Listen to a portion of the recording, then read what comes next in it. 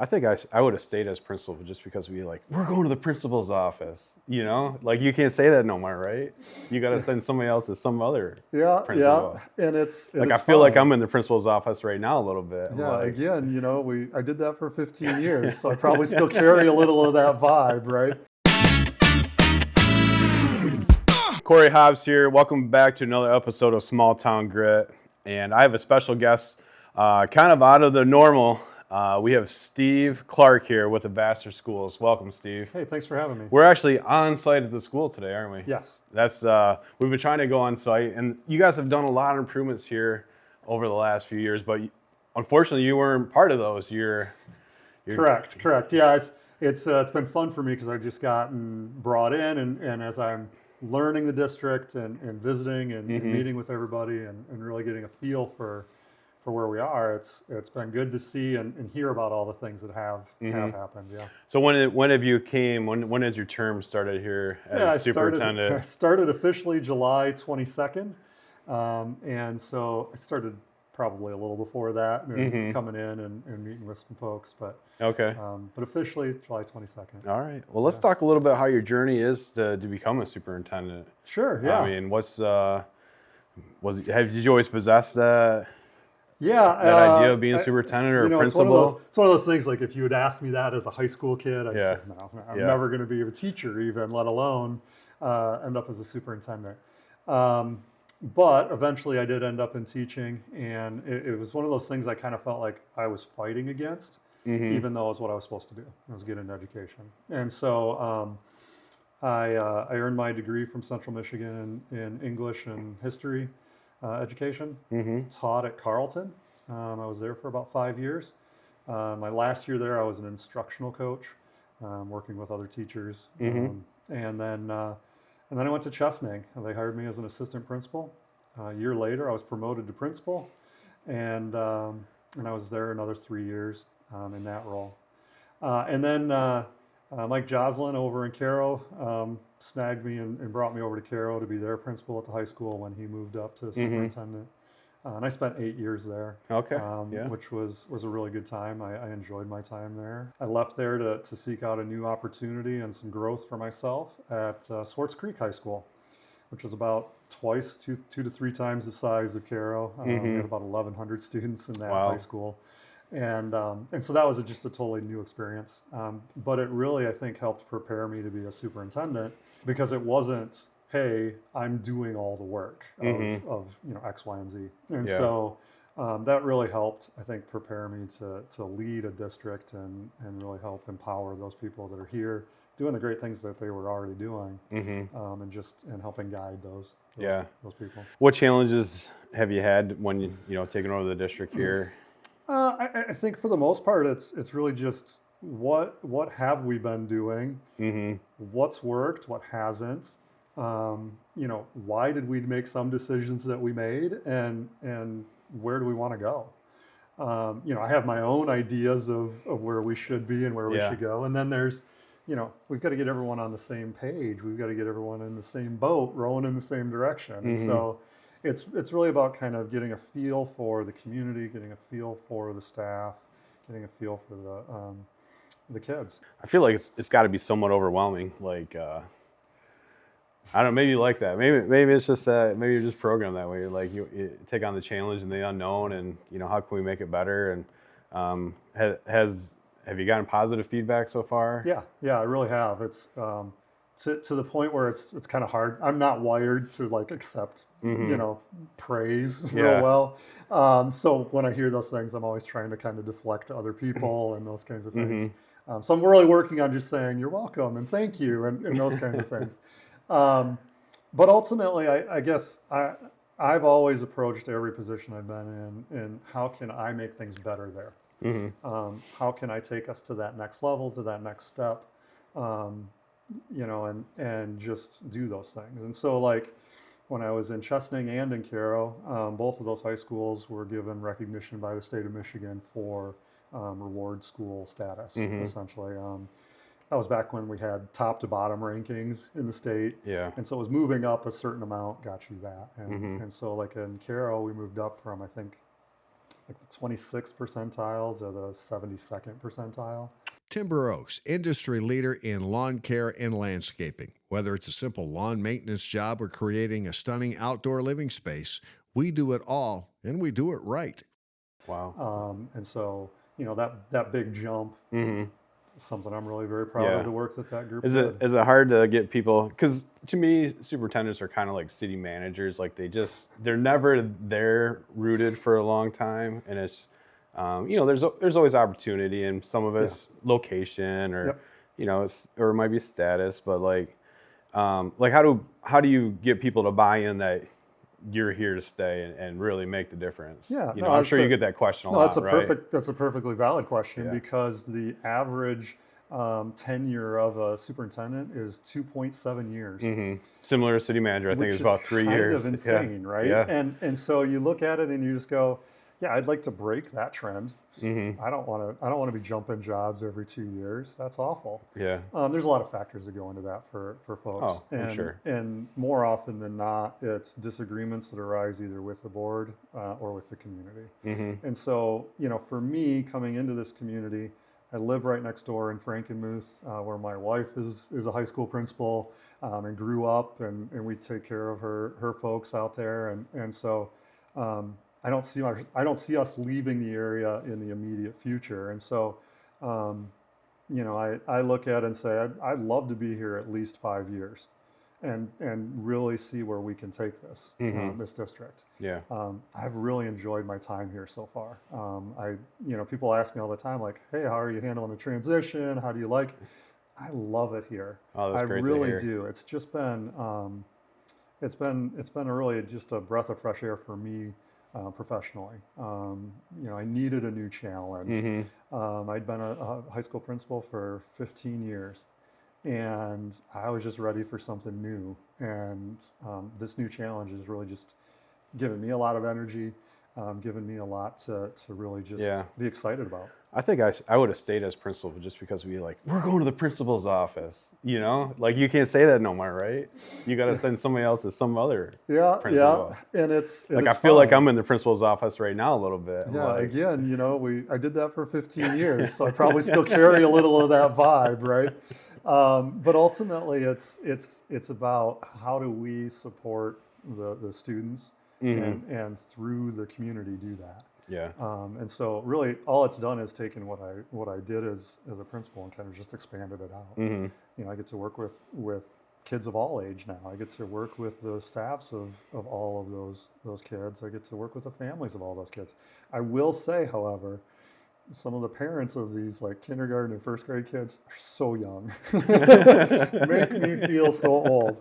I'm not even 50 yet, and it's crazy to me to feel that way. But I've been be 21 years. I've been in the Vassar community here, and a lot of people think that the city and the school are the same, but they're not. No, they're completely separate identities, and I know you kind of face that a little bit when the bond comes through, because I think you came on right after the bond got denied, I believe. Technically right before, and it wasn't a bond, it was a millage. Millage, sorry. And it's okay, and it's important because we're going to have to bring that to the community again. It's our operations millage, which accounts for a little less than 10% of our overall budget. IRD Homes, Mid-Michigan's top contractor. From stunning remodels to custom new builds, we bring your dream home to life with unmatched craftsmanship and care. Based in Vassar and serving the heart of Mid-Michigan. We're required by the state to have it. So it's one of those things we're going to be bringing back. So it's going to be on me and the board to really educate the community on the difference between an operations millage and a bond. Right. And, and a bond is for construction projects and mostly facility improvement kinds of things.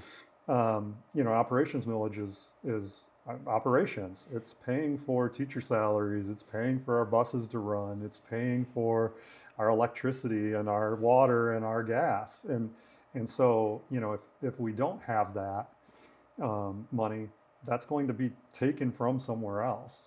That's going to be taken from the classrooms, and I won't be able to do much to stop that.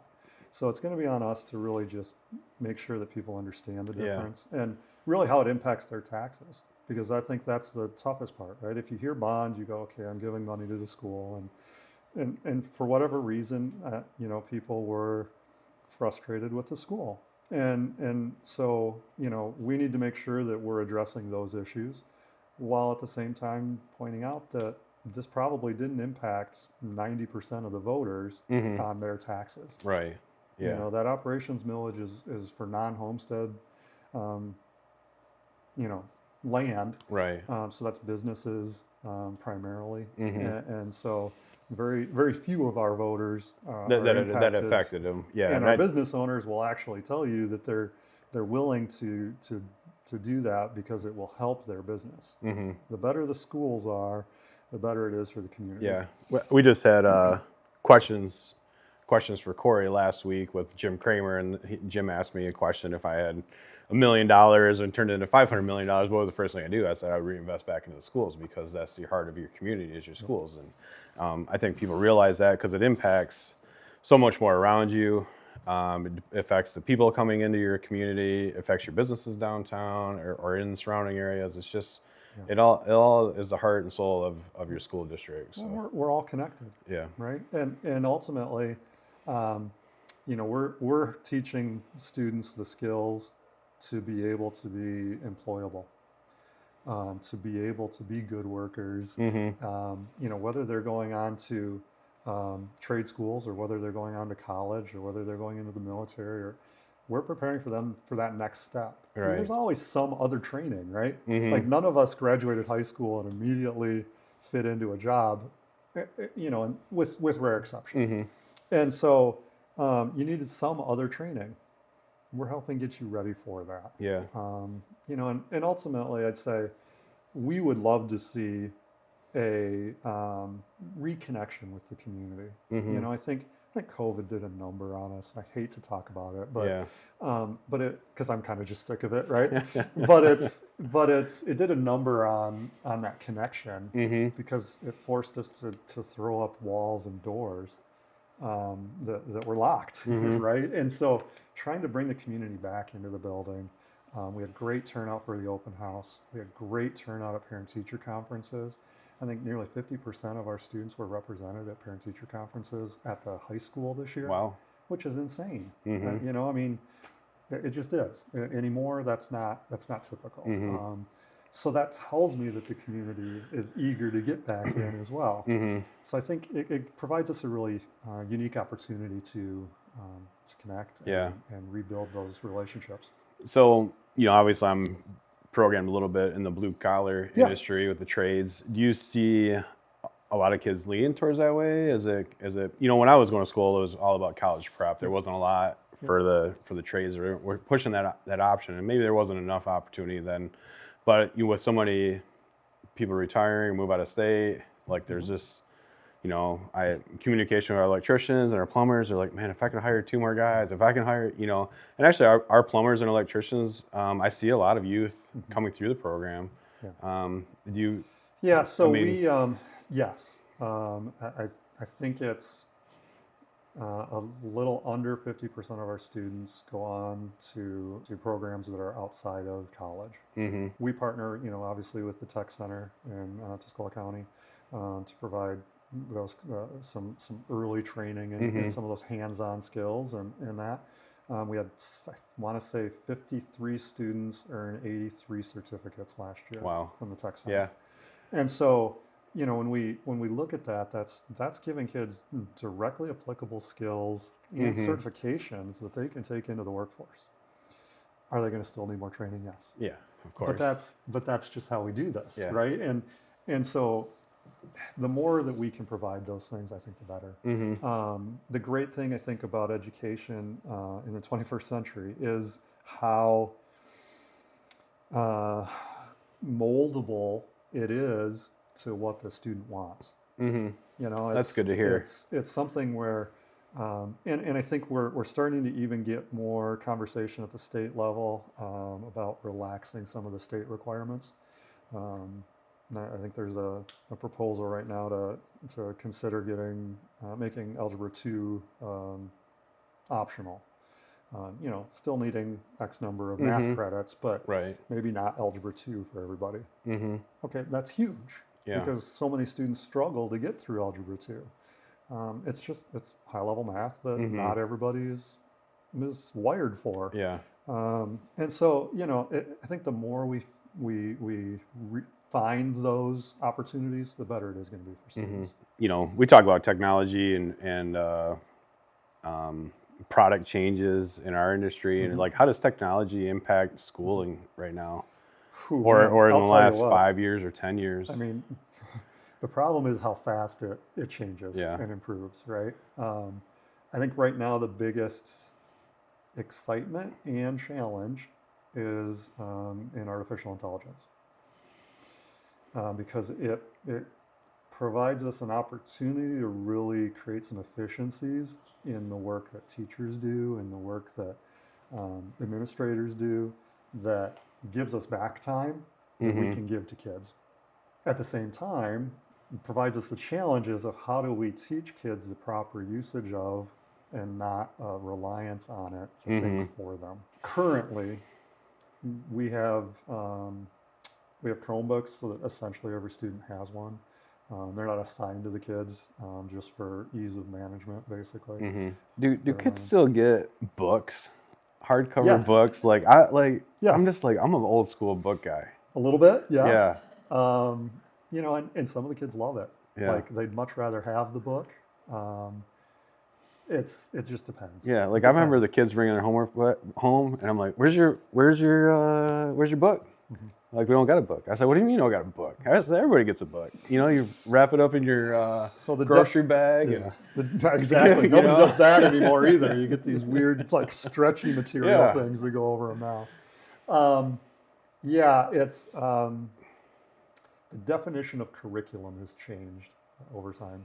It used to be, when we talked about curriculum, we were talking about textbooks and the materials that came with them, right? Whether it's workbooks or other things. Curriculum is the content that's being taught and learned that can be provided through the resource of a textbook, or it can be provided through a collection of other resources that might be more internet-based, from articles and those kinds of things that are really not written specifically for the classroom, but it gives a more authentic learning experience for the kids. Links Excavation. From site prep to foundations, we've got the tools and the expertise to get the job done and done right, serving Tuscola, Saginaw, and surrounding areas. The title of your podcast is Small Town Grit. Yeah. Grit is one of those things, right? And we don't learn grit.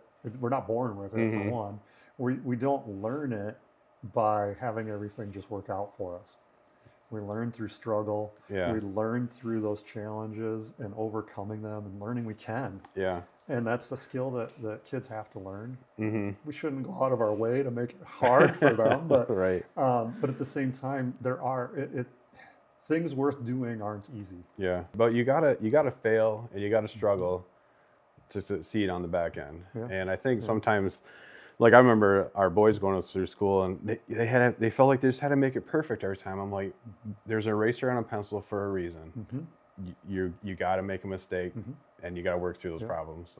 So you guys passed the bond in 2018. 2018, yep. And we're going to probably see a little bit of that today. We're going to go on a little tour of the facility. You want to talk about any of that before we go out I'll there? just kind of do some like generalized stuff here. We had, I think the biggest, most important thing was the security upgrades.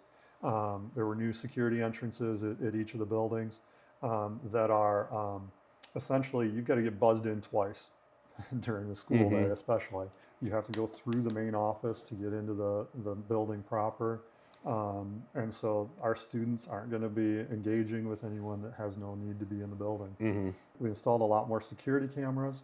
It included a program called Zero Eyes, which uses AI to identify a brandished weapon, to the point where it will actually occasionally trigger on things like a squirt gun or something along those lines. But we also added new PA system, night locks, which is a security device that, for every doorway within the building. A lock that physically goes into the ground, making it impossible to basically bust the door down. We've got an SRO, student resource officer, in the district. Officer Hamill is here full time. We have a school nurse for the district who manages all of our health stuff, all the kids with the diabetic procedures and those kinds of things, but really anything that needs to be kind of handled, and helps us deal with just some of the bigger health questions. Social workers in each of the buildings as well. So focusing again on mental health as well. We had a lot of upgrades to utilities, replace boilers to high efficiencies, new HVAC equipment. So we've got air conditioning in everything but the cafeterias and gyms. New lighting, so high efficiency LED lighting all over the place. And then there were kitchen upgrades that were made, so a lot of new equipment in the kitchens. The roofs were replaced at both buildings. The windows were replaced at the buildings. A lot of the flooring was replaced. I know, like Central, it's all new carpeting in there. The lockers here in the 612 building were all replaced. We'll show you the gym. Basically got completely remodeled. New floor, new bleachers. The track was replaced. The bleachers at the football field were replaced. Oh, and the auditorium was completely remodeled. New seating, new flooring, a new sound and light system. Chromebooks, again, we're essentially a one-to-one setup. There's touch screens in many of the rooms. Some new science equipment that's really helped with labs and that kind of thing. We replaced the playground equipment at Central, and then there's been some curriculum upgrades as well. I know the math and reading curriculums at the elementary were all updated within the last couple of years. We've been doing a lot of work on really focusing on power standards at the secondary level, and that really just means like we're focusing on what matters most, instead of saying, hey, we need to cover everything under the sun that studies have shown would take you until you were in grade 26 to complete. Thank you, state of Michigan, and federal government for thinking we can do that. Let's focus in on what really matters, what's going to really get you where you need to get. We've got some upcoming stuff because we still have a little bit of bond money left, because there's contingency money that's set aside anytime you do big bond projects. The bond is officially complete, which means we've spent well over 95% of the funds that were raised. So we just have the bit that's left. So the things we've got coming up are replacing the bleachers at Central Elementary's gym. Those are the old wooden ones that require like hands moving and that. So those will be replaced with ones that'll look similar to what's in the high school gym right now. And be automated, so that'll make it much better. And then we just received a grant this fall for the Michigan Clean Energy Bus Grant. So we'll be getting 2 electric buses. This will help our fleet's going to have a little bit of a turnover here, and so finding a way to do that in a cost-effective manner. That's paying for 75% of the overall cost. Okay, that's exciting. Project. So. And then we're going to hope for, fingers crossed, federal grant to cover the other 25%.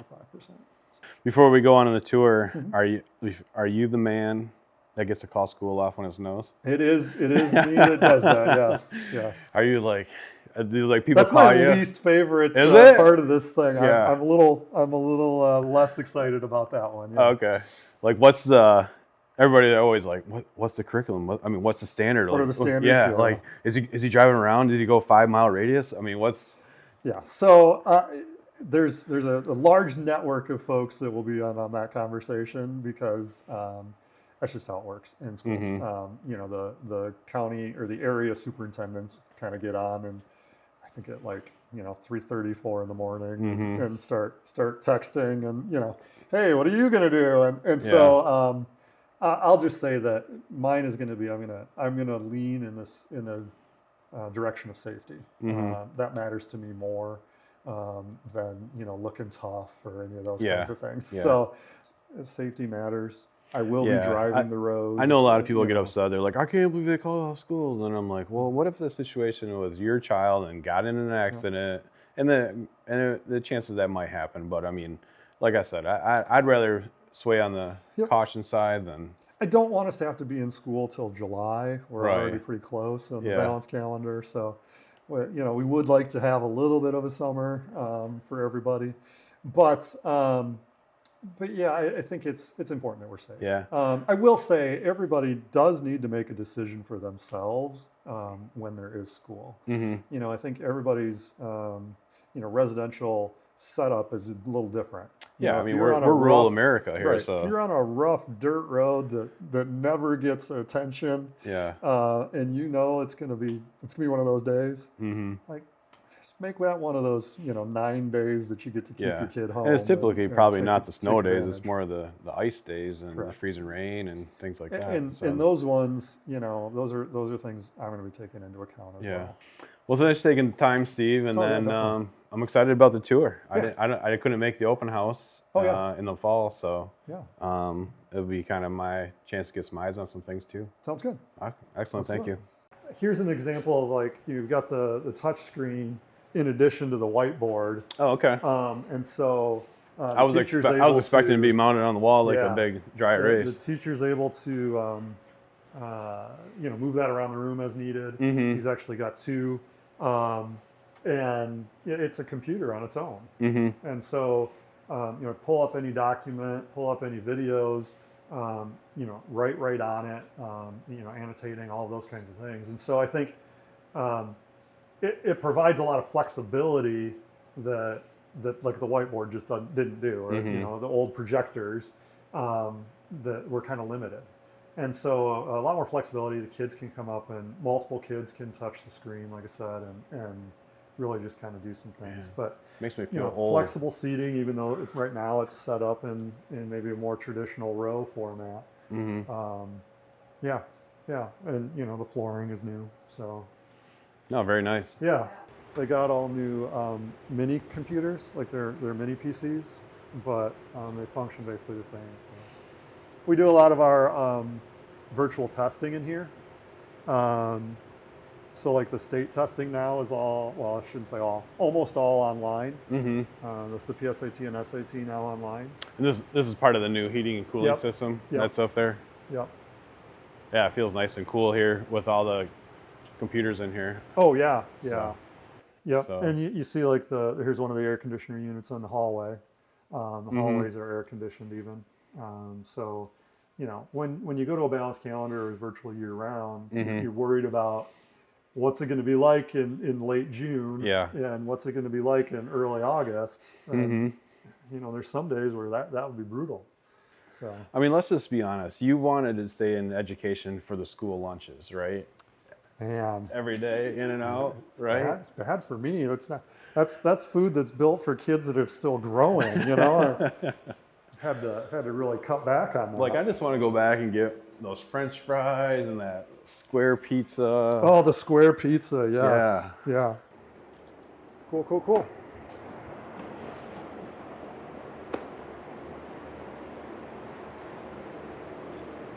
Yeah, very nice. So you can see there's all new bleachers, branded. The floor is new. Really cool logo in the center there. Yeah, I love the gray stain. Yep.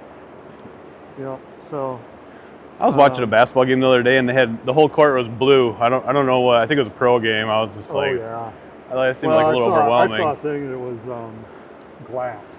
They're now doing it's a glass over top of a steel frame that functions like an LED screen. So the future is out there. Like the locker room is all new too, if you want to get any of this footage. Yeah, very nice. But I especially want to show you the varsity locker room.